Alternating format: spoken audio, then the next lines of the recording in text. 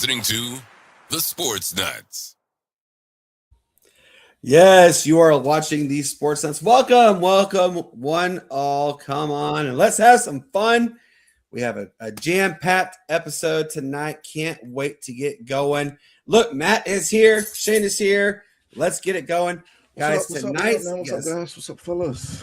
Tonight's guest is Shane, your background is so majestic right now. It's just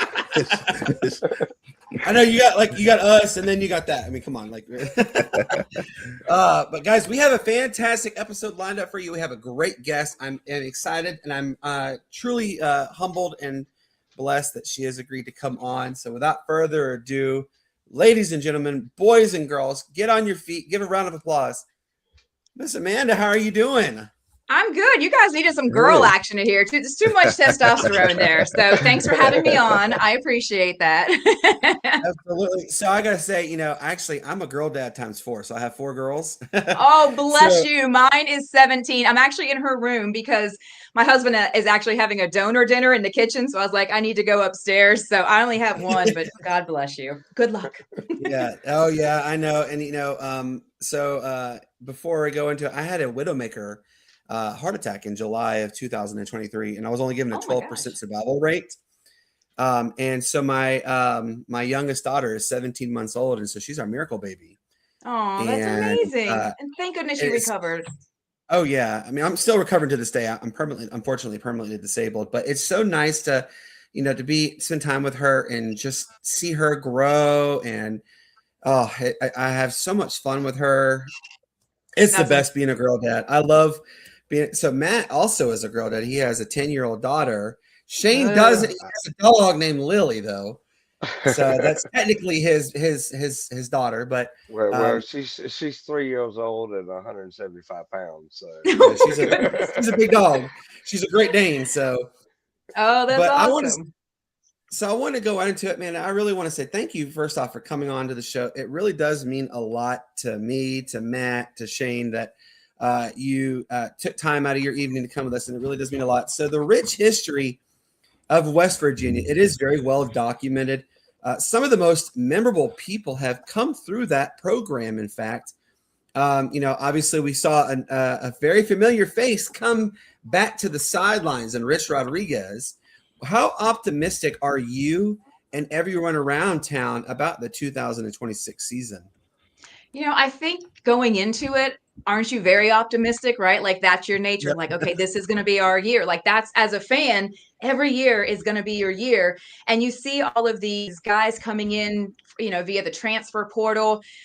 But it's exciting, but there's so much unknown, right? Like in football, any sport, you're not building programs anymore. Let's be honest. You are building a team year to year. You can go on and win the national championship, and then half the team's going to be in the transfer portal. That is just the day and age we are in. I really like the pieces they're putting in, and I think this season showed us how important every player is. Not just projected starters, because look at all those injuries we had this season, right? Like that was an Achilles heel for the success of our team.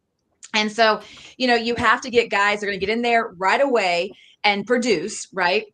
But you also have to get those guys that in the moment, if they need to step in, if somebody goes down, that those guys are just as capable as your starters. So, it's a different age in football right now. Like there's so much on the line, but I really like the kid, Matt Sig, the National Player of the Year. Like that's a huge get. So I like what they're doing. You just got to have to see how it's all going to get pieced together. And we're not going to know that. We'll know some of that in the spring, a little bit with spring ball, but you're really not going to know until the season starts. But, you have to be excited. When you're a fan and this is your team, you're all in. You're like, this is our year, right? So hopefully this is our year. Well, it's so weird. You literally blink and the season's here, and then all of a sudden you're looking at tonight where you're playing one of the final semifinal playoff matchup, and you're like, where did the season go? I don't like the season ending so fast. It breaks my heart when football goes away. I love football. Obviously, we have the UFL coming. I understand that, but no, it's just something special about the football time in the fall and winter. Just means more. Matt, go ahead real quick. I know you have one question. Yeah. Now, Amanda, we've known that you've covered West Virginia sports for a long time, but what's the biggest change you've seen in the West Virginia sports landscape since you started? I think it just has to do with all of the changes in college athletics to begin with, right? So I think, like what I just mentioned, that you're not building a program anymore. So all of these coaches have to get into this like 1 year mindset, right? And that's different because when you get into coaching, it's about developing a kid, right? And there's no time to do that. You have no time to develop a kid. A kid has to be able to fit into your system.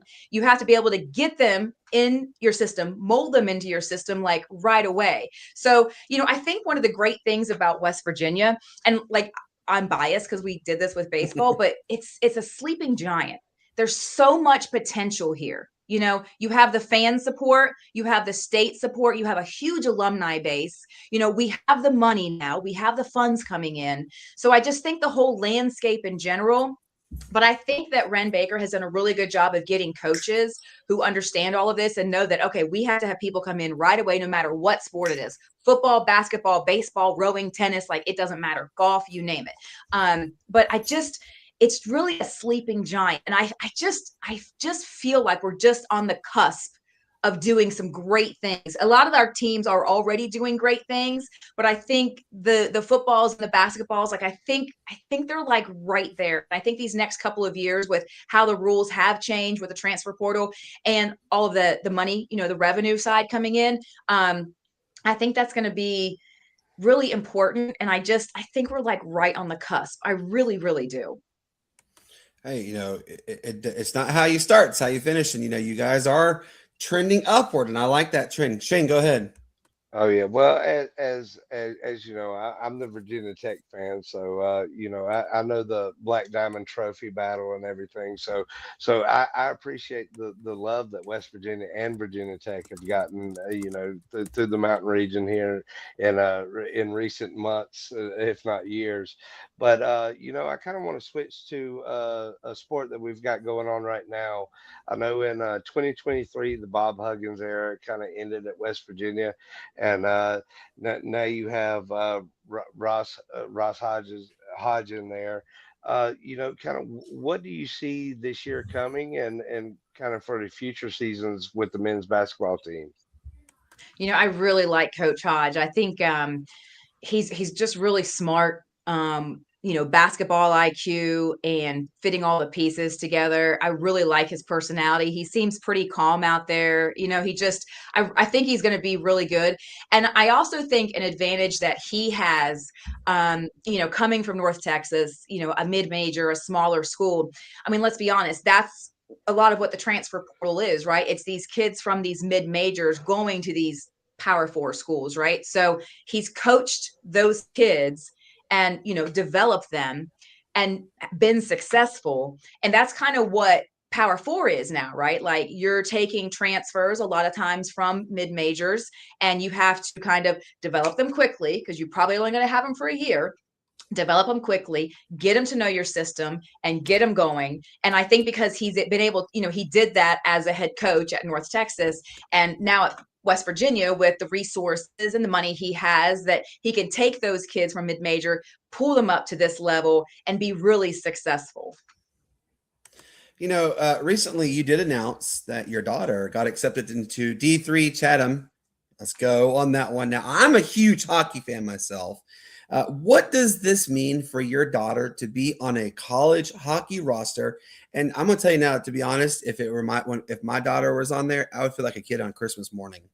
I am so excited because this was like not on her radar at all. Like, she's played hockey since she was 4, and she's loved it, but she never took it seriously. Our son is a freshman at WVU, and he's on the baseball team, and he and my daughter are polar opposites. He would be the one in the basement getting the extra reps in, like all the time, extra practicing. Sierra's like, I'm going to practice at practice, and that's it. I'm like, okay.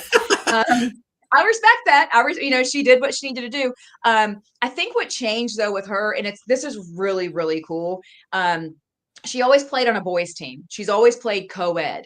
And this past year, last January, about a year ago, she filled in for a girls team.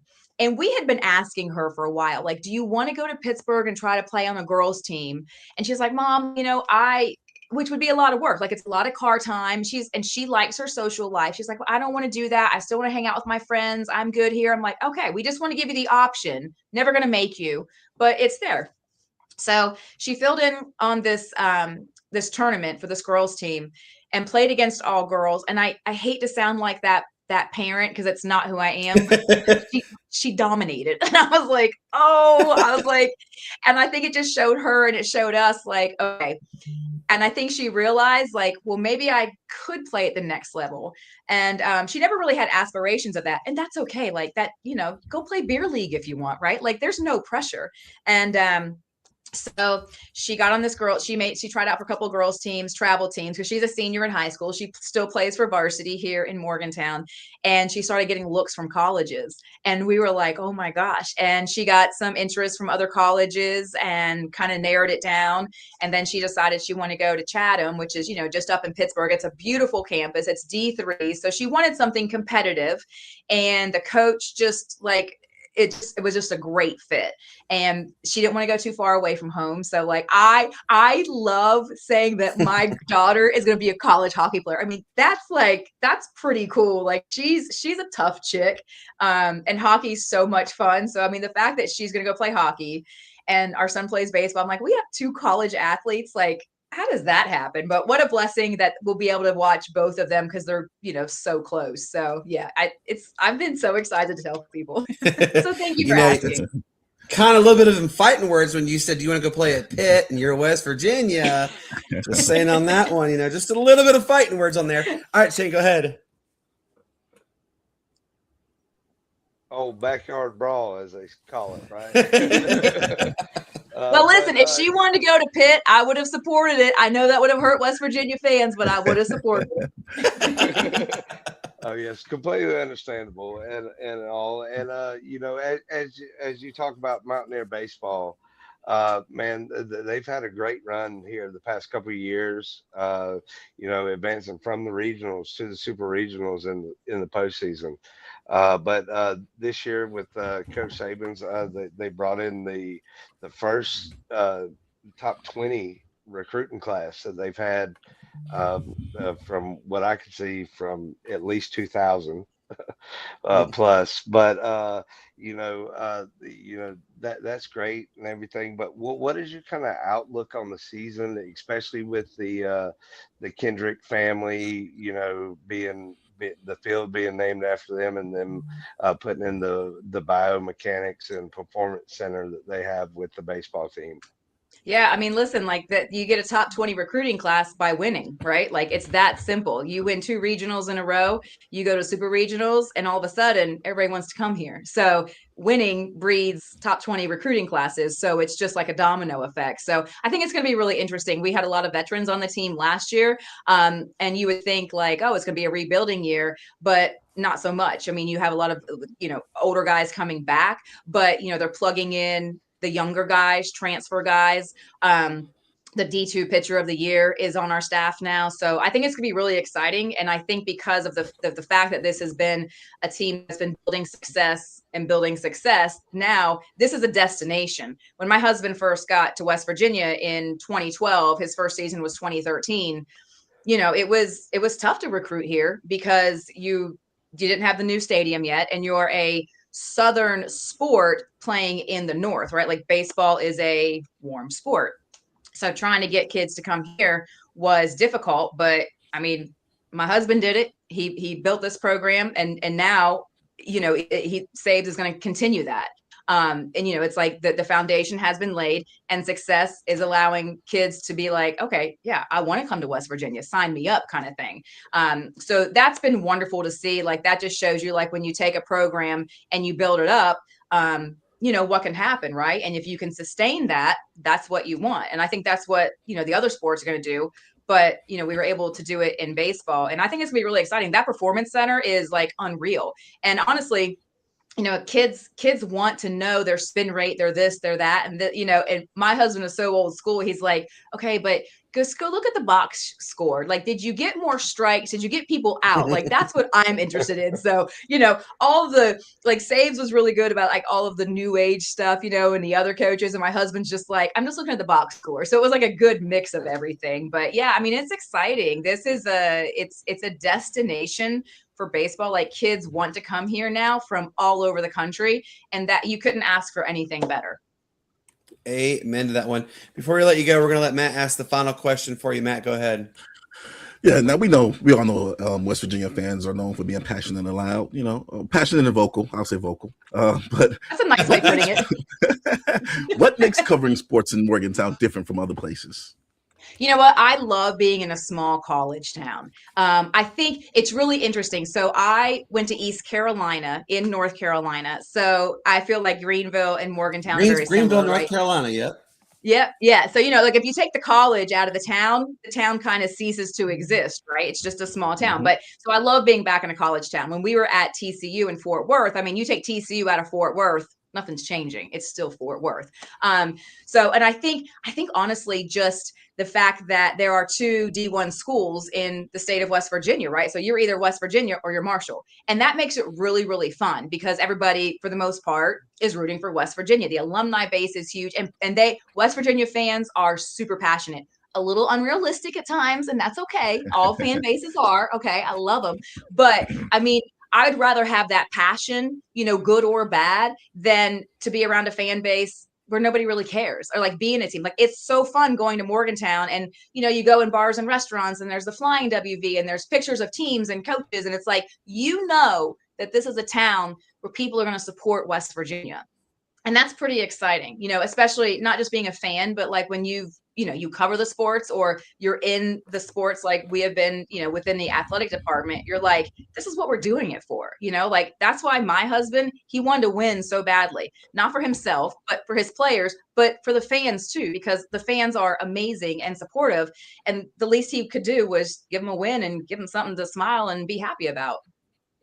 Amen to that one. Amanda, I know you guys have an event going on, and I'm gonna let you get to your event, but can you please tell your husband, thank you for letting us borrow you for the time we did. It really does mean a lot that you did take time out of your evening to come and talk to us. And I love following your videos. I love when you and your co-hosts are going back and forth and banter. I love it. It's awesome. And real quick, can you let everybody know where they can find you on social media, perhaps? Well, first of all, let me say thank you guys so much for having me. I truly appreciate it. And I'm sure my husband would let you borrow me anytime because, we see each other a lot. So, so I'm on Twitter. I believe it's just Amanda Mazey. I'm on Facebook. So, I try to make it fun. I'm not super serious, but I try to have fun with the people I'm around. So I appreciate that. And thank you all so much for having me. It means a lot. It really does. Of course, absolutely. Thank you so much. Yeah. Enjoy your evening, and if you get a chance, go watch some amazing football tonight with Oregon and Indiana. And real quick, who do you think goes to the national title against Miami? Do you think Indiana or Oregon? I'm rooting for Indiana. Y'all are going to kill me, but I'm actually a born Buckeye. I was born in Columbus, so I love the Buckeyes. So I know. It's a good thing I didn't say that at the beginning, right? Oh, sorry. But listen, I'm West Virginia first, and then Ohio State. No, but which is true. West Virginia first, then Ohio State. But I am a born Buckeye. But so I really like Indiana. I think just that underdog kind of thing. Like a few years ago, Indiana, football? Are you kidding me? So I'm rooting for them. So I think they got a shot. I think it's going to be good. All these games are really good. They were the worst team in college football. I mean, it just shows you, like, you can turn it in this day and age. You can turn it around really quickly. So absolutely, and they're up 7-0, by the way. Oh, are they? Yes. Well, perfect. Pick six. There you go. Well, Amanda, you have yourself a wonderful evening. We'll talk soon. Sound good? Sounds good. Thanks, y'all. Good night. Appreciate you. Have a good one. Appreciate it. Guys, that was pretty cool. I mean, come on. How neat was that to talk to somebody who she works for ESPN. She covers West Virginia athletics. Just really, really cool outside perspective. I like that. And that really does show the difference that we are compared to everybody else. So, just so cool.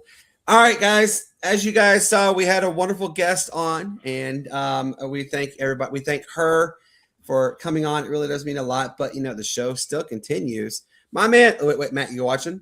I'm here. My man Matt sitting right here. I had to do it. My man Matt sitting right here. Matt, how was your week? We know you pointed first, and then you said what's up, that, but not. He practiced that before. He was practicing. I'm practicing, man. Stop telling my secrets. Everything's good here, man. We just we have a major storm flooding that just literally just started a couple hours ago, man. So you know how it is when one drop of water falls from the sky, nobody knows how to drive. So you do realize it's Atlanta, and Atlanta, they're so synonymous with that wonderful snowmageddon that happened in 2014. Yeah, I wish our weather was as nice as Shane's background right now, man. That'd be awesome, man. Well, I will say this though too, Matt. And people who are watching, could old man winter finally end the almost 1,100 days without measurable snow in the upstate? Next Thursday is a possibility. We'll see. My man is sitting below me though.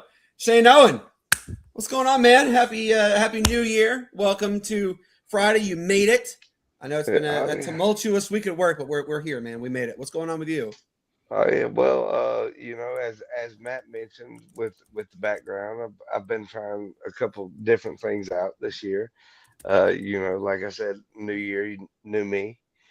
But as everybody else does. But just a lovely picture of the Blue Ridge Mountains back here in the fog and the sunrise. What is that behind you? It's like a little halo of something. That's the sunspot. It's the sunrise coming up, the fog and everything else on the Blue Ridge Mountains. Just home. Something I get to enjoy every day when I wake up. So, but other than that, man, hey, work week's done. It looks kind of like an angel sitting behind you. Really, that's what it kind of looks like. I mean, the good Lord's always looking above us, right? Yeah. So I mean that's the way I look at it, man. It's majestic being up here, and everything else, but man, it's just as majestic being on this show with you guys, being able to talk these sports, and especially with the great guests that we just had. I know. I felt like a kid at a candy store. The fact that she agreed to come on, so it really does mean a lot to us that she's done that. So, guys, real quick, want to let you guys know. We want to give a special shout out to everybody who is listening to us right now live on 95.5 KFCE in Terrell, Texas. Also on TigerNation.live, which broadcasts in Texas, Oklahoma, and Missouri. It really does mean a lot. And also to the 36 countries we air in across the world. It really does mean a lot to us. And I got to also give another shout out to the team. Yes, actually, today we hit 3,200 subscribers on YouTube, so that really does mean a lot. Now YouTube does their thing where they kick inactive people off, and it does that. I mean, it just happens that way. And so we're now at 3,196, but still we hit the 3,200 mark. So it really does mean a lot to us that you guys are enjoying our content. So we really appreciate it. So, guys. College basketball. Oh my goodness, Matt. The college basketball universe, it's getting juicy and it's getting really good. We have a lot of amazing basketball games going on. If I told you there was one team in particular that's undefeated, when I tell you guys this, you're going to think, what? When was the last time you did that? But so we'll talk about it in a minute.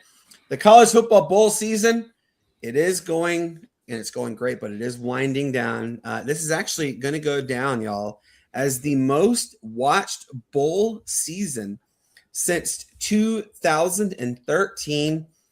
Now game viewership though is severely up for the first time in 13 years. Now remember all those that kept saying the same thing: bowl games don't mean anything, blah blah blah.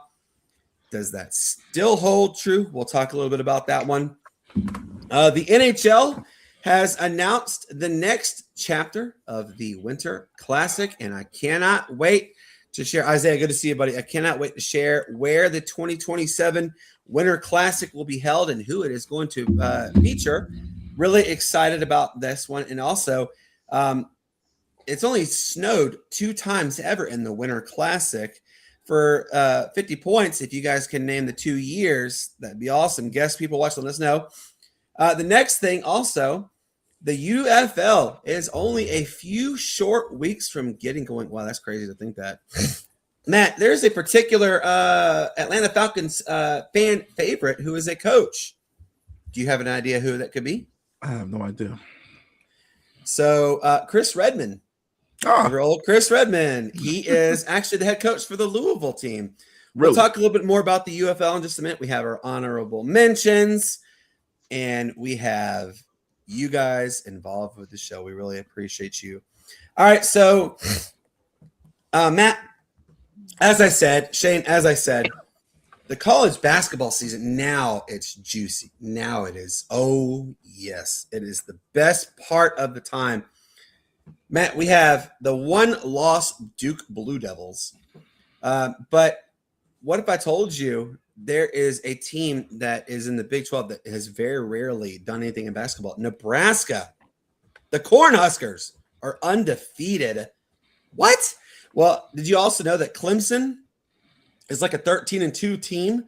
I mean, Furman, y'all, they're 12-4. Like, come on. This is the best part of the college basketball season, is now when teams are really starting to separate themselves from the rest of the pack. I got to shout out the University of Hawaii as well, Matt.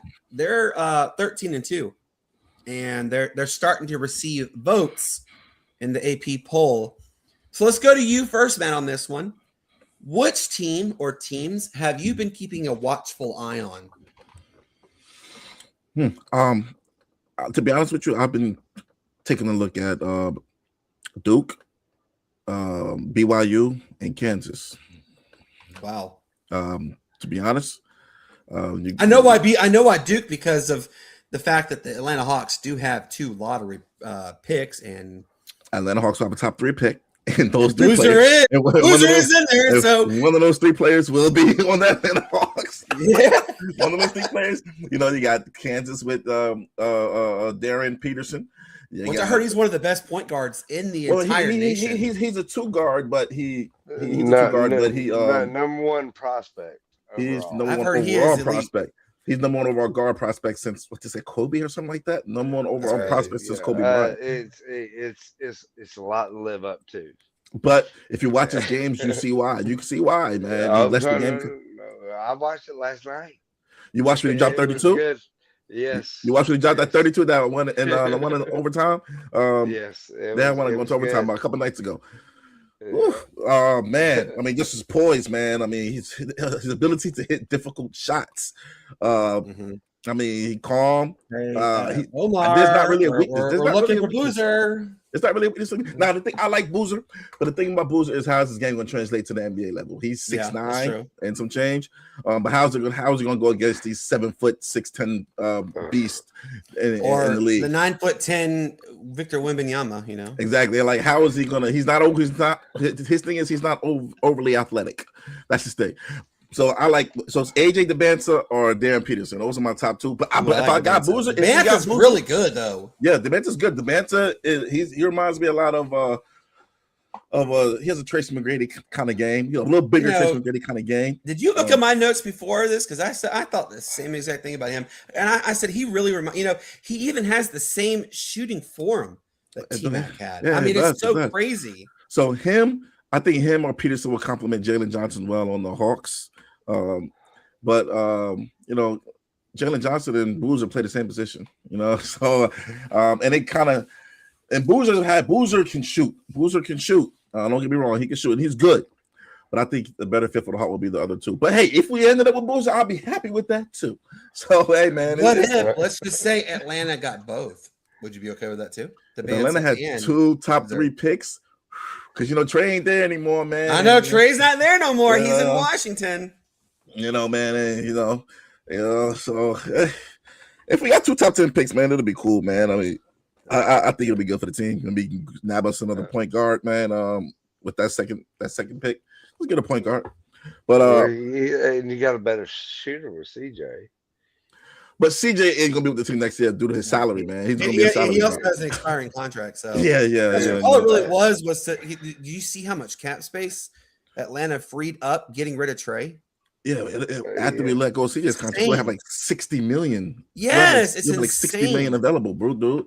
But I will say this also: breaking news today. Thank God Atlanta did not pull the trigger. Street Clothes is out for the next whatever amount of months because he's asking to have surgery. This is crazy. I have never seen anything like this. Remember when he first got traded to the Dallas, but the first 10 minutes of the game he was hurt. He's out for the rest of the season.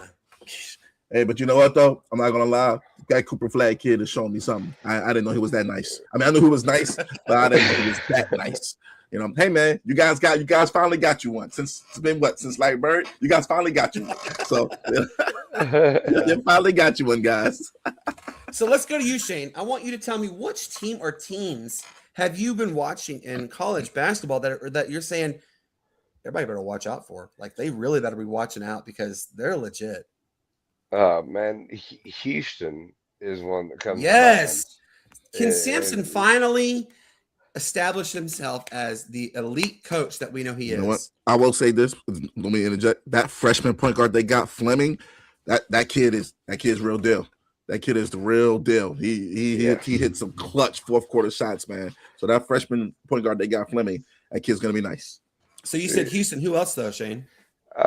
Houston. I see like Houston. What I've seen so far, you know, is Houston has been the team that's kind of surpassed everybody in my opinion. But you know, when it comes down to it, I look at it as, you know, we're just now getting into conference play. So when you get into conference play, now you're starting to get, you know, teams really duking it out. Mm-hmm. And with that being said, like other than Houston in the preseason, and you know, of course, other big teams like Duke and of course being up here, you see Carolina, North Carolina at that, you know, kind of being mediocre, and as you mentioned, Clemson with their team. Jumping into the ACC, it's a wide open conference. But the biggest surprise, not just in teams, but I would say in kind of where they were last year to this year. Now that we've, you know, kind of in the college basketball season now with conference play, is the SEC. I mean, they had what? 12 yeah, we don't have like all 15 of them in the running anymore, thankfully. Yeah, what was it? 12 or 16? Yeah, in the NCAA tournament in some sort of fashion last year. But you know, other than that, I still think it's still too early to be like, okay, well, this is my favorite going forward, kind of deal. You know, you have so much disparity. And one of the things is you look at the one and done deal, which was kind of the precursor to the NIL that we have now. Mm-hmm. And I mean, one of the precursors to the NIL, and the one and done kind of time frame was Jim Cow, and now he's saying that it's ruining college sports. So the disparity that you see between the Power Four and the Group of Five is much more than you're going to see in football and other sports. And when it comes to basketball, because there's just a limited amount of players there, but yet some are making it work. But I think that, you know, we're not going to see this team as the favorite anymore when it comes to college basketball, you know, throughout the whole year. So, and the only team that I see that's doing it like that is Houston.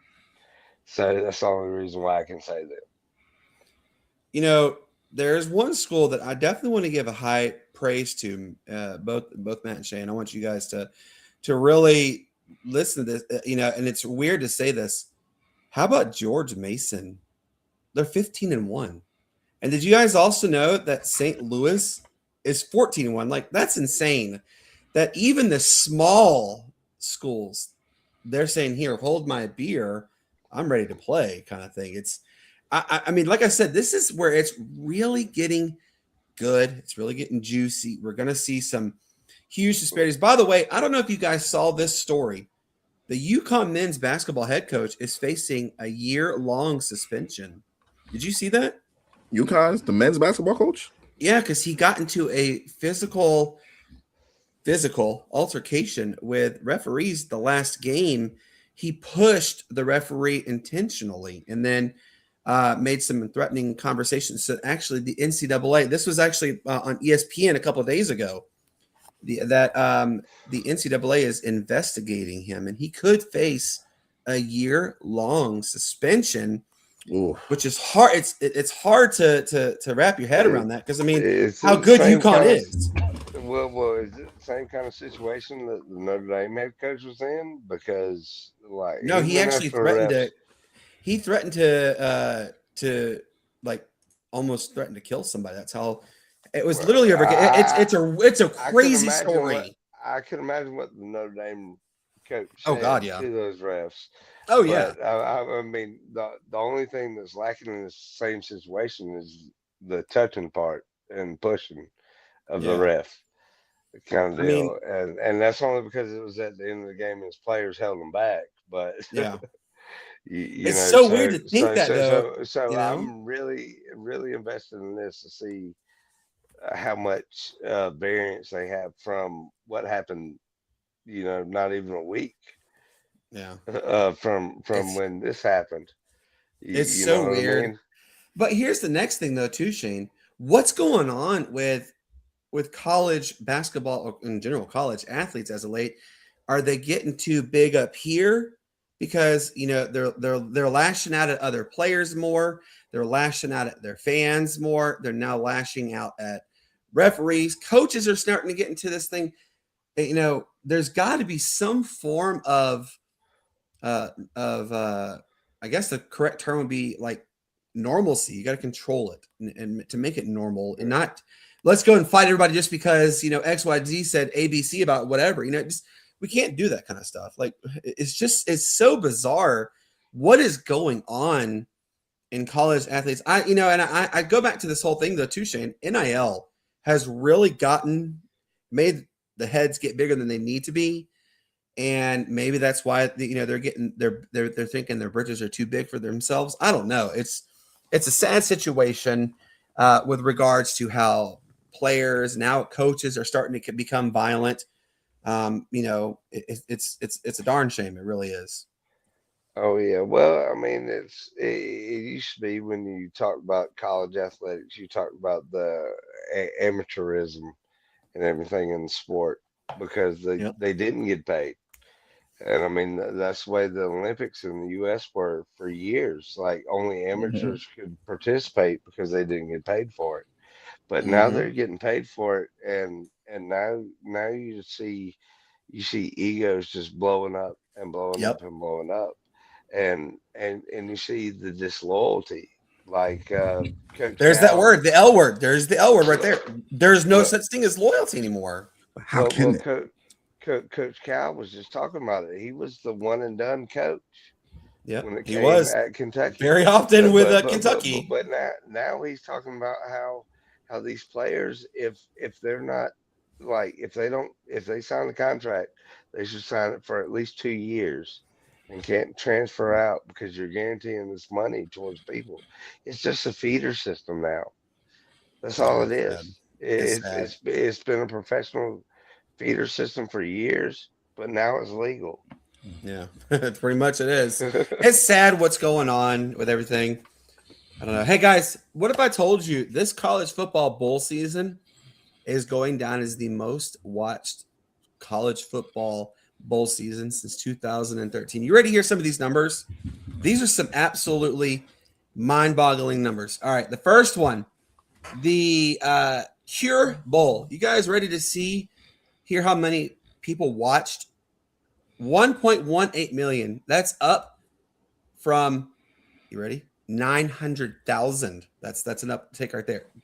The Gasparilla Bowl, 2.75 million views. That's up from 600,000 views. That's a huge increase, right? The First Responder Bowl, 3.13 million. The Fenway Bowl. Now that one I have always had like iffy feelings about too, but that even went up to 1.8 million.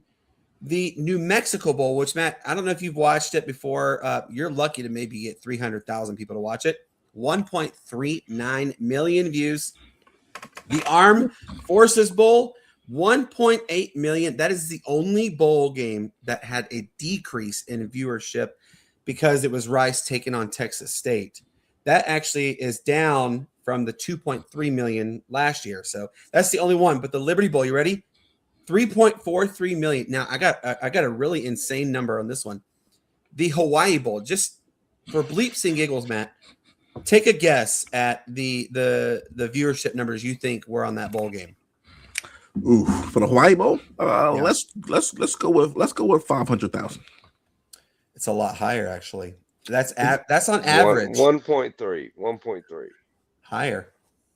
Oh, okay. 2.75 million. That is how many people watch the Hawaii Bowl. It's not even 2.75 million people in Hawaii. Actually, there is. Is it?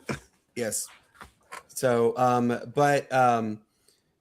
now you ready to hear the semifinal bowl game that just took place between Miami and Ole Miss? What about the non-college playoff football game? What was it? Pop-Tarts Bowl?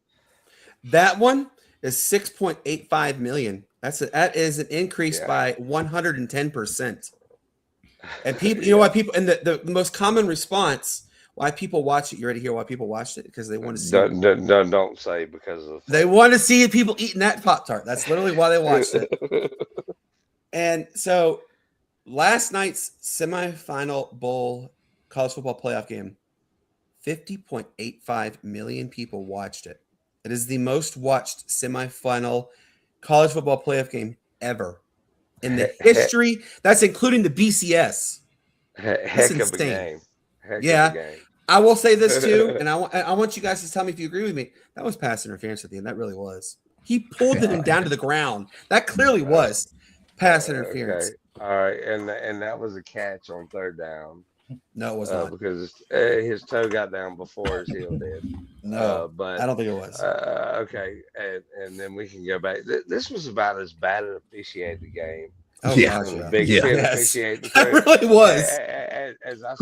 Where were they from? What conference were they from, though? Big Ten. I'm sorry. That put a bad taste in people's mouth in the Big Ten right there. It was just about as bad as the Carolina Panthers Tampa Bay game. I knew you were going to throw that in there. I mean, by the calls, you couldn't help but. And you know, I understand it because hey, if an SEC team didn't make it, it's the first time since 1999. That's crazy. That an SEC team has not made the college football national championship. Not just playoff, but championship. That just goes to show everybody else is here to play. I mean, it showed that. It showed that, but you know, Mickey, good to see you. In that same sense, you know, it was kind of biased, but hey, it was mutual contact between the two at the end of the game. I don't want to see a pass interference on a Hail Mary. I mean, who wants to?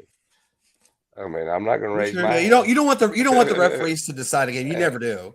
And I mean, in that same play, I mean, obviously his hand went up into the face of the defender, so that's illegal contact to the helmet and face area. So that's a negated play in the first place. So it's you can call it either way. It was probably one of the best college football playoff games that we've had. Much less, you know, it rivaled that that Texas USC national championship in the Rose Oh yeah, Bowl when as Ben far Chung as- ran into the end zone. Yeah. yeah. As far as exciting and to keep you up on your toes until the last whistle. It was very good. I will say it was one of the better. And I know you guys are tuning into us, and we greatly appreciate it. I know there's another game going on, but we absolutely appreciate you guys watching us right now, and it really means a lot. So, shout out though really goes to, and can we finally push that question, Matt, or push that stupid statement? Bowl games mean nothing. Would you say that we can finally put that to rest? Well, you kind of have to now, man, because now some of the bowl games are the actual games in the college football playoff. Exactly. Man. So you kind of have to say they matter now, and all bowl games do matter because the winner of the bowl games. I mean, technically, for the teams that aren't in the college football playoff, that's their championship for the season. Yeah, that's but they go out as winners. They go out as winners, man. So yeah, I think they do matter. What about you, Shane? Do you think we can finally put that stupid statement to rest, saying that bowl games don't matter? Yes, because I mean, as we just talked about the Pop-Tarts Bowl, I mean, it was it was higher rating than what 3 of the 4 that's crazy quarterfinals. too. That's so crazy. I mean, you talk about that, and these two teams, showed up and showed out like they didn't, go through the whole process of, oh well, I'm transferring, I'm not playing, or I'm going to the NFL, I'm not playing. They kind of showed up like there's some teams during this college football postseason that have kind of showed out. Like you said, but because they didn't have the players opting out and the coaching carousel, because of the way the NCAA has set their schedule, kind of deal, which we've talked about before. But you saw some of that with some of these teams. Like these bowl games actually meant something. Like this is their last time playing with these guys. And Notre Dame, we're talking to you. You should have let your seniors play. Well, I know you guys have been on teams before. It's like I wish we had one last play with one last hurrah. Yeah, that's right. Because you're all a family when you become and corpsed in a team atmosphere and everything else like that. So it's one of those things that it's great to see, and it's great to see that the bowl season is not dead because some teams actually care about it in a sense. Amen. Absolutely. Which, by the way, the nastiest bowl game ever, I think, that was ever been invented was the Duke's Mayo Bowl. We're not going to talk about this. I'll throw up. Oh, no. Don't they do something with mayonnaise? What did they dip in mayonnaise to eat? Dumped the mayo on his head. They put water in it, though. So, because, mayo is naturally just really thick, but they dump it on the coach's head at the end of the winner of the Duke's Mayo Bowl. And then here's what got me even more disgusted. When they were showing, like, the pregame festivities and stuff, y'all, they had people with spatulas eating mayo. I know it was that literally is the absolute nastiest bowl game I think I've ever seen. I'm gross. Look at Shane down there. Look at Shane down there, man. I better stop talking about mayo like that. I know I put mayo on my sandwiches. Yeah. Us Southern folks with the mayo. But let me tell you about this. They do some crazy stuff. Like during the game and the broadcast booth and everything, like they do Oreos dipped in mayonnaise. Yes, I saw that too. I thought I was seeing things. Shane, I really thought I was seeing things. I was talking to Cassie and we were watching. I'm like, wait, was that? And she goes, was that an Oreo? And I'm like, I swear that was an Oreo. They dip Oreos in we're not going to talk more because I'll throw it, but they dip Oreos. I mean, of course, no. That's disgusting, man. That's disgusting. I don't want anybody to throw up here. Hey, that's an awesome trick to play on somebody. You give them Oreos, but there's Hellman's in the middle of the Oreos. Oh, you're so bad, Matt. all I'm gonna say is y'all don't sleep on that mayo and banana sandwich. What? Mayonnaise and banana. Y'all do not sleep on it. It is a great. Pardon me. I'm gonna borrow the meme just reaction of Jim Carrey on Dumb and Dumber. Oh, God. You know what happened on Dumb and Dumber when it was time to go to the bathroom? Yeah, yeah, buddy. You be going to the toilet real fast doing that now. He ended up sleep on it if you want to. Nah, mayo and banana. I don't know about that one. I mean, I'm trying to put the two tastes together. Yeah. And the only thing I would do banana you wouldn't with. Think it. You wouldn't think it. You wouldn't think it. But hey, it's great. I mean, you got to provide some more analysis here, Shane. Is the bread toasted with white bread, wheat bread? What are we talking here? No. I like mine toasted with the sweet Hawaiian bread. I thought you were going to peanut butter and banana itself. Now, peanut butter and banana is a sneaky good. You know what I thought you were about to say though, Shane? I thought you were going to say I like to stick the banana in the mayo and eat it as is. I was about to say, bro, what the hell? No. Sorry. No. You toast the bread with a little bit of mayo from the toasting the bread and everything, and then you put mayonnaise and then you put the sliced banana down, and it's something that's sweet, savory. It works. I don't want to throw up. Sorry. Yeah. That just reminds me of dumping the mayo on the head. Sorry. In the words of Randy Jackson, that's a no for me, dog. That's a no, dog. Sleep on it if you want, but I tell you, it will change your life. Change your life, he said. Let's go to the next topic. Now, the NHL. All right, so the NHL has announced the next chapter of the Winter Classic for 2027, and it's being held in Utah. It is the Utah Mammoth. They're taking on the Colorado Avalanche. It's always one. I feel it's always been one of the best sporting events to watch, except for this last one was an absolute joke. 976,000 people total watched it on TV. That's because it was being played at Lone Depot Park, which is where the Miami Marlins play, and it looked like there was nobody there at the time. So I gave you guys a little trivia question for 50 points. Can you guys name the 2 times it's ever snowed? Like what year the years it snowed at the Winter Classic? I'm gonna start with you, Matt. Can you name the 2 years? 2008 and 2015. Shane, what about you? What do you think? We'll go 04 and 19. Matt got one right. 18. 08, but 2014. Yeah, that's the last time. I remember 08. I definitely remember 08. Yeah, because it was your team too, the Detroit Red Wings. They were part of it. So that was my '90s team. I got to go with those. So could though it finally snow again in 2027? It is being held right at the mountain range.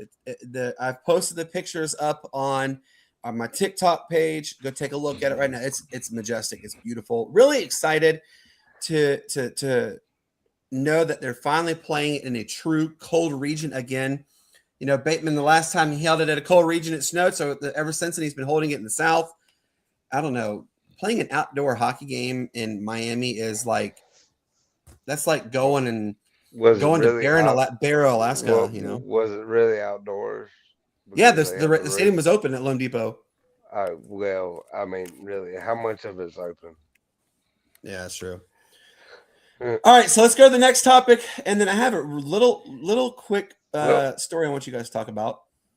This is really just to say congratulations. The United Football League is about to start. It's only a few short weeks away. Like I told you, Chris Redmond is the head coach at Louisville. We see a couple, actually see 4 new teams come about.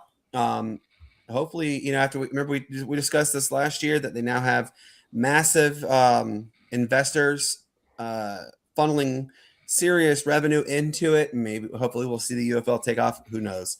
So I got a question for you, and I'm going to start with Shane on this one. We've all gone camping. We've all had those. That was the best time of my life, or that was a serious joke. Give me two, okay? Total. One good, one bad of your favorite memories camping. Oh boy. Uh,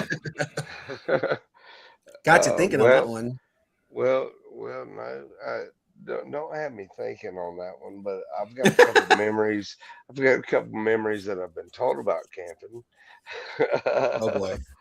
But I'll go to my first kind of memory camping. Was my fifth birthday, which I guess anybody that's watched the show and stuff, and welcome to the newcomers that don't, so you'll find out a little bit about me. But I wanted to go to the my first NASCAR race at 5 years old, and so we went camping for that, and it was a great experience, and I urge anybody that doesn't like NASCAR just to go out there and camp and go to a race one weekend, and it will completely change your mind.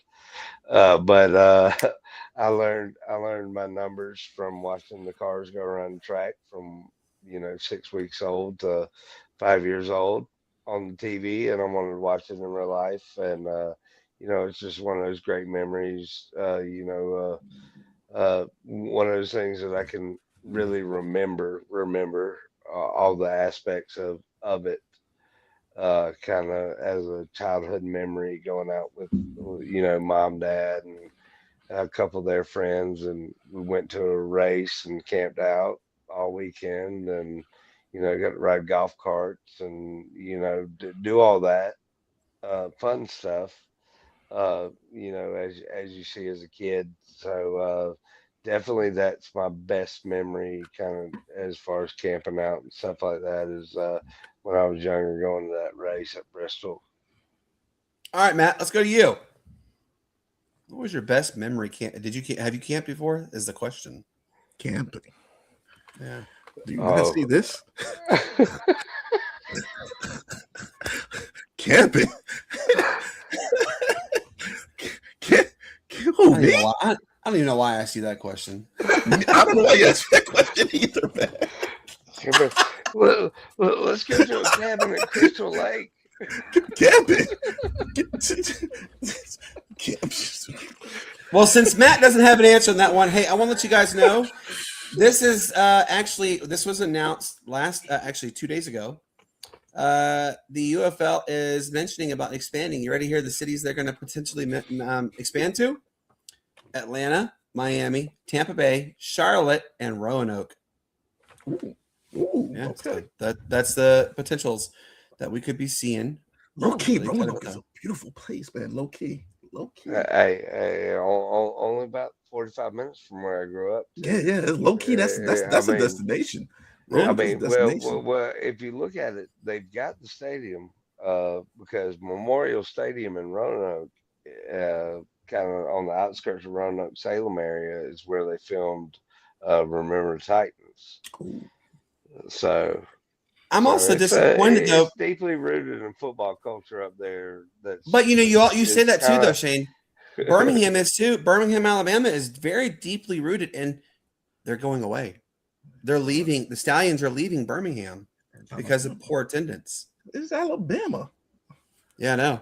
And have you? But Matt, have you ever watched a game? At when BYU plays, have you ever seen the lack of fans that show up there? In football, yeah, it's bad.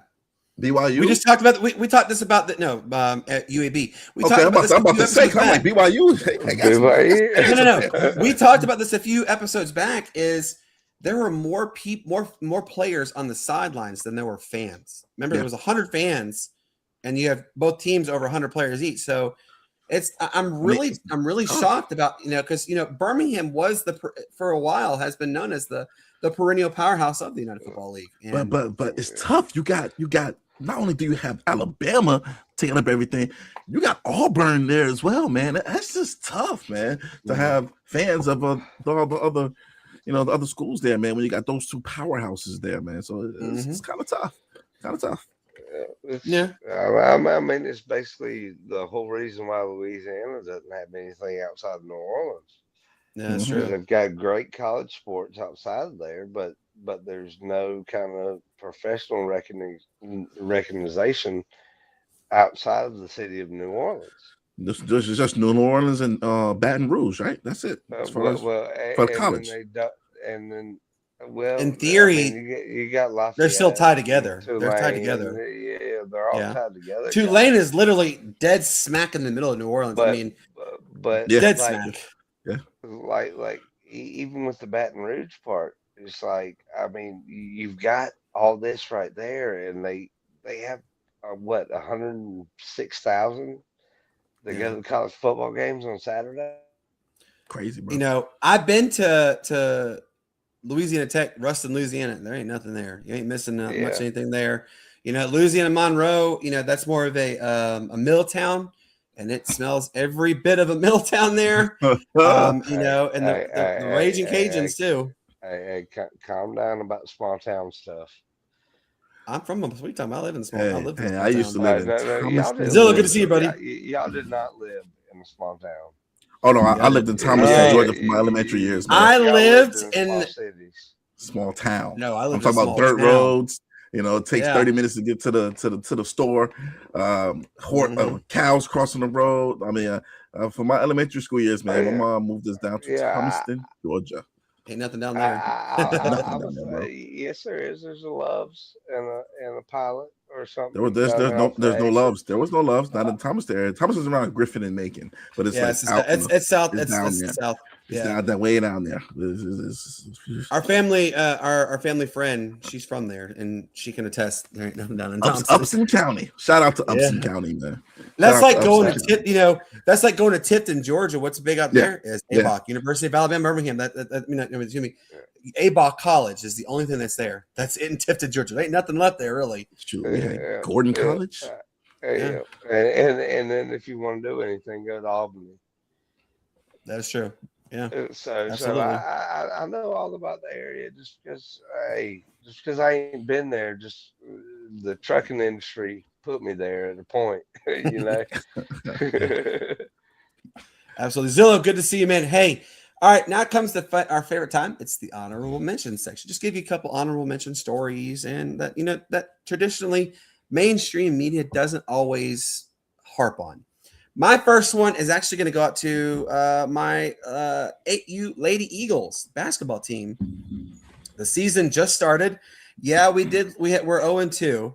But y'all, Matt, I told you this last night. We lost 20-18, but we have this one little girl on our team. Shout out to her. Name is Nora. Shout out to her. She's never played basketball a day in her life. You ready to hear how many steals she had last night? She had 12 steals. 12.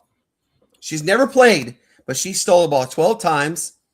And they have a player who, so disparity wise, this is the tallest player on that team, and this was Nora Grace, right, on the height. She blocked the tallest player. She got a block on there, and I'm like, oh my goodness, it was so awesome. They fought tooth and nail. The other coach said, "You guys are really great defensive mind." Which, Matt, you know that I'm a huge defensive minded coach. So shout out to the Lady Eagles. The reason why I call ourselves Lady Eagles is because Cassie went to Reinhardt College, now Reinhardt University. They are the Eagles. They're the Lady Eagles. So we paid homage to that one. All right, Matt, give us your first honorable mention, sir.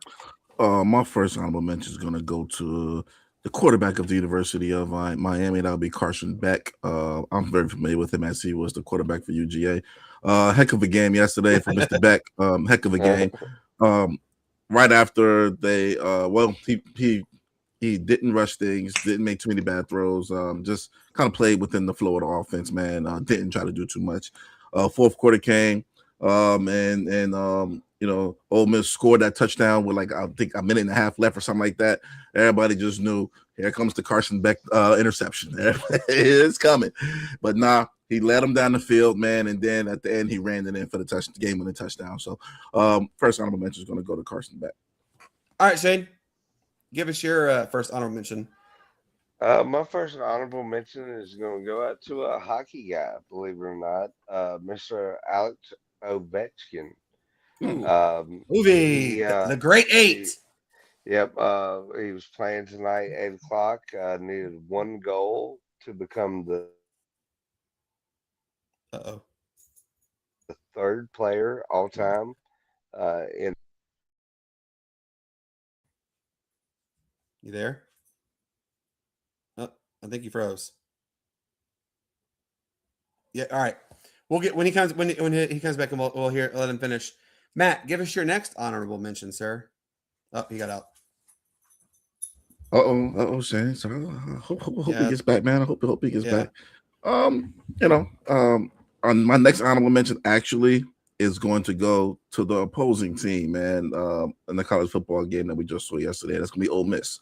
I got to give them honorable mention for playing as hard as they did without, they're losing their head coach and everything like that, man. And the game that they played against UGA, that they didn't fight, they had heart. And they didn't give up. Even in this game against Miami, man, whoever had the ball last with the most reasonable amount of time was going to win this game. Because nobody could stop anybody in that last 5 minutes, it seems, man. So shout out to Ole Miss, man. Heck of a performance, man. You guys deserve to go to the game, the final championship game, just as much as Miami does. So shout out to them. There he is. He's back. Can you hear us, Shane? Yeah, I can hear you. Okay. What were you saying about Alex Ovechkin? Oh yeah, Ovi is with the goal tonight. He could become the third player all time in the NHL to be 40 years old and score 19 goals in the first 45 games of the season. And then if he scores, Uh-oh. What happened? All right. There, he's coming back. He's coming back in now. That was weird. What happened now? okay, so Ovi, 40 years old, 19 goals for first 45 games of the season. Did y'all hear that? Yeah, we heard that. And then Okay, and then yeah, I don't know what happened, but so and then with two more goals, he would extend his streak to 21 straight seasons with 20 goals. wow. That's why they call him the Great Eight. That's where he's fantastic.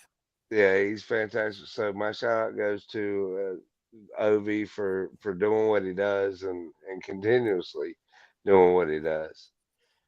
Amen on that one. All right, so my next one is actually going to go right down the road from you, Matt. Shout out to Coach Josh Triplett, was the Gainesville High School head football coach. He led Gainesville to a 45-9 record. Multiple visits to the championship. He won one state title and was run up multiple times. He is leaving, and this is what's really interesting. It's pretty cool that a small town like Gainesville, Georgia, caught the eye of one Deion Sanders. Josh Triplett is now the offensive assistant under Deion Sanders at Colorado. So now so I definitely want to tip my cap to Josh Triplett. Fantastic coach, really good. It's going to be a lot for Gainesville to have to, they got the person they want to replace him already, but he's got big shoes to fill though. So absolutely shout out to Josh Triplett. He led Gainesville pretty good, and now he is joining Deion Sanders at Colorado. All right, Matt, give us your next honorable mention, sir. This will be my last one, man.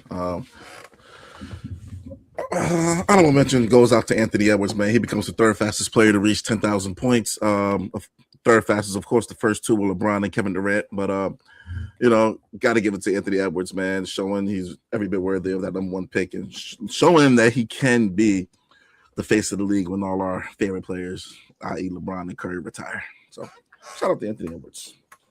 All right, Shane, give us your get out of Minnesota. Give us your next honorable mention, Shane. I guess my honorable mention really wouldn't be an honorable mention in the sense that we normally recognize our honorable mentions for, but my honorable mention is going to go to the Oh no, he got frozen again. Look at his facial expression in that picture too. It's funny how it freezes right as Every he's time. saying, right as he's I know, saying right? his answer. I ain't gonna say it. Oh, come on. We'll come back to him when he unfreezes. That's a great picture, though. It's a great picture. All right, my last He's back. honorable He's mention. back. He's back. All right, Shane, you there? Yeah. All right, what happened? Yeah. You like right as you're talking. I don't know what happens, but I can hear y'all talking the whole time. So it's like, there's no delay in my feedback, but obviously in my video and my commentary. Oh wow! So he hears us the whole time. That's funny. Yeah, that's funny. Yeah. So just know I hear y'all talking junk. What were you saying? What were you saying? Your neck. You said you were giving an honorable mention, and it like completely froze on us. Don't tell me he froze again. Shane, if you're playing a joke, that ain't funny, man. Nah, he froze again, dude. Oh my God. He literally, come on. Oh, he's on. All right, we'll come back. Put him out. So my last honorable mention has to go to, this is actually a really cool story. Matt, I know you've probably seen this too, is the monks that are walking from Texas all the way up to Washington, D.C. They came through the upstate of South Carolina. It's called the Walk of Peace. And it was, I got to give a shout out to them. You know, they're literally walking from Texas all the way up to Washington, D.C. So definitely give a shout out to them. All right, Shane, let's try this again. We might need to move on to the next subject, man. Well, I know, right? Hey, no, we're going to try this again. But anyway, a shout out to the MLB for taking over and doing what they can for what's going on with the FanDuel networks right now with their uncertainty. Us as Braves fans, that's where we watch our games, and that's one of I believe 9 MLB teams that are affected by this kind of wholeheartedly. So shout out to the MLB for taking up and said, hey, fans of these teams, y'all are going to get the games no matter what. If we've got to do it, if they're doing it, it doesn't matter. We're going to figure out a way for y'all to watch your team's games. I know us, Cincinnati, Miami are kind of really affected by that because of the FanDuel networks in the area. But man, shout out to the MLB for making it right and letting us watch our teams. Absolutely. I love it. It sucks what's going on, but absolutely glad that we are still able to watch baseball because, we're literally only a few weeks away from spring training starting with the meeting and stuff. So I don't know about you, but I can't miss my baseball. It's just, that doesn't feel right.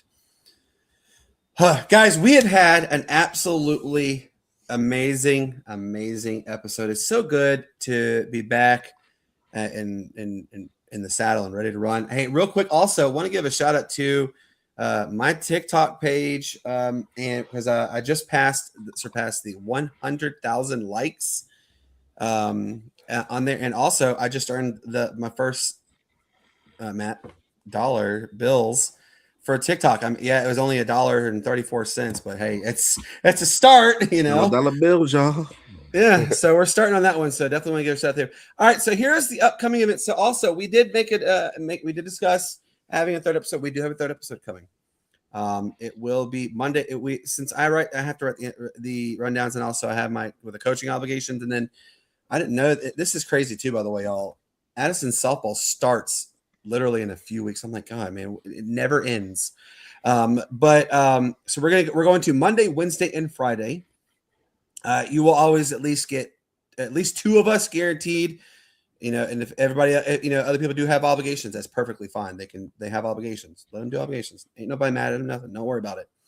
But you will see us Monday, Wednesday, and Friday. However, right now, Monday, January 12th, it is episode 180. We do have the University of Texas A&M San Antonio's head softball coach. Her name is Nicole Dames. She is actually going to be coming on telling us, the expectations coming into this season, and just kind of give us her journey talking about it. And then we do have an episode. Oh, Shane, we do have an episode on Tuesday, the 13th, episode 181. Brandon Leak might be joining us, Matt. Ooh, okay. I'm waiting for him to tell me if that day works for him. It's been a while, man. Been a while. Last time we had him was in the early 50 episodes. Yeah, man. Been a while. Talking about the Atlanta Hawks. Then Friday, the 16th, it is episode 182. This one, I'm still trying. Ryan Rothstein might be joining us. He is a massive media influential figure in Philadelphia. He may be joining us. I'm trying to get that date for him also. And then Monday, January 19th, it is episode 183. Then Wednesday, January 21st, we have 184. And then Friday, the 23rd of January is 185. Now, Monday, January 26th is at 186. I'm trying to get Abe Gordon to come back. Matt, we always have a lot of fun with Abe. Yeah, it's always fun with Abe. And then here's one that's kind of close to you, Shane. Wednesday, the 28th, it might happen. I'm waiting to hear if he replies. JJ Hardy of Panthers Culture might be coming on to talk to us about the Carolina Panthers. That might be the day. Just depends on everything. If not, it will probably be in February. But him and I have been talking back and forth to try and solidify a date on that one. Then Friday, January 30th, it is episode 188. We're going to discuss what else? The Super Bowl, because the Super Bowl is not that far after there. We're going to talk about we're going to give you our Super Bowl predictions, recall our favorite NFL moments of the 2025-26 season. So as you guys see, we have a lot transpiring, a lot of great guests coming on.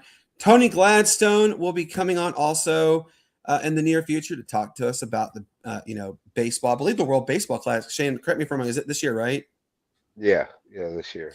So he's going to talk to us about the World Baseball Classic, about baseball season in general, also about the Women's Professional Baseball League is starting, and he's going to talk to us about that. Really excited about that one.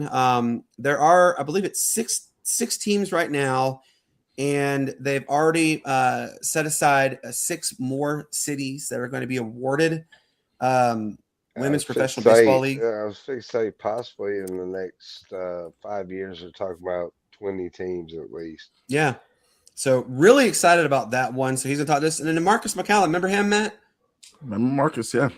So he is going to come on, and he's going to talk to us about, obviously, women. We're still kind of in limbo about the WNBA, but he's going to come on once a month, talk to us about women's sports, and just talk to us about sports in general. Our guy Snowman may come on once in a while as well. So as you guys see, 2026 is starting off with an absolute bang, and we are really excited about it. Guys, go if you guys can, and if you'd like to. Our guy Brian Pettit right now is streaming the Indiana-Oregon game. Go give him a follow if you got, or give him a subscribe on YouTube. It is on there right now. It would greatly appreciate it. And subscribe to his channel, but also subscribe to our guy Pinsman. He is our hockey guy, and man, I'm so excited. Hockey's getting going again. Thank goodness on that one. But yeah, he will come and talk hockey with us. Give him a subscribe at Pinsman Sports. Greatly appreciate that one. And of course, the little sticker right there you saw, Ralph Williams at RW Media. Give him a subscribe. He comes on our network. He will come on occasionally on the show, but he's really just more for the network. But go check him out. Really good sports content. I had a lot of fun talking with him. So with that being said, I want to also, I'm giving this a personal shout out. We're at 3,198 subscribers. So shout out to the 3,198 people who have subscribed to our channel. It really does mean a lot to us. So with that being said, for everybody who tuned in, we greatly appreciate it. Matt, give your final goodbyes, sir. Absolutely, man. Guys, we got a big weekend coming up. Not only do we have college football right now, we got the NFL playoffs starting tomorrow. So everybody, do what you got to do. Let's think ahead before we make rash decisions. Let's be warm to our neighbors. Let's love thy neighbor. Also, at the same time, let's love thy brother. And then at the same time, if you're going to be out drinking, man, just make sure you call that Uber or you got a designated driver. Last thing you want. Sorry, Shane. That was to go to Amanda. I was sitting there to Amanda. I apologize. Last thing you want is the whoops coming up behind you. You know, I got pulled over just the other day, man. I was just speeding. I was just going with the flow, and I was speeding in the new way, man. Whoops! They just show up behind you, man. They come out of nowhere. So you know, hey, man, just Shane, guys, wave your hand. Just be careful. Be careful. Oh no, Shane's down for the count right now, bro. He's down. Oh, there he goes. Okay, he's back now. He's back. So, hey, man. I was like, giveaway. No, don't be frozen. Sorry, I texted Amanda. Guys. Thank you to you. I apologize. I was sending it to Amanda. That's why it says Amanda. Thank you again. But yeah, guys, just don't get flagged. Don't get flagged out there, man. Don't get flagged. Get that. Whoops. All right, Shane, give your final goodbye, sir. Oh yeah. Well, as always. Oh my goodness! Come on. He froze again. Okay, well, hopefully he comes back before we sign off. You know, as I always tell you, you know, as our good friend Brian Pettit would tell you, love each other, respect one another, and do good in life. And then also, our guy Mike from Pinsman Sports also tells you the same thing. If you don't like what the other person is saying to you, just walk away. You know, and then in the words of our guy Shane, man, you know, peace, love, and bacon. Peace, love, and bacon grease. Yes. You know, peace, love, and bacon grease. Yeah. Oh, he's back. Okay. Okay. Yay. Yeah. As always, love everybody. May the good Lord bless you. Peace, love, and bacon grease. Yes, peace, loaf, and bacon grease, indeed. By the way, Amanda just said you guys were so much fun. Thank you guys enough. I can't thank you guys enough for letting me come on. We'll do it again. That was her text right there. So we really appreciate that one. We got to go back and revisit some of our old guests, man. Probably bring someone back on, man. You know, earlier seasons. I thought about doing that too. I really thought because you know why not?